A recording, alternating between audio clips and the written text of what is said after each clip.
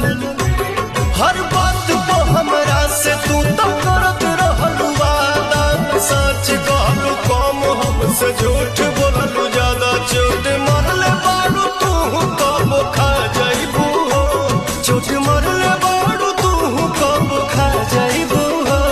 आँख से आँख अपना मिला पाइबू हो। आँख से आँख अपना मिला पाइबू हो।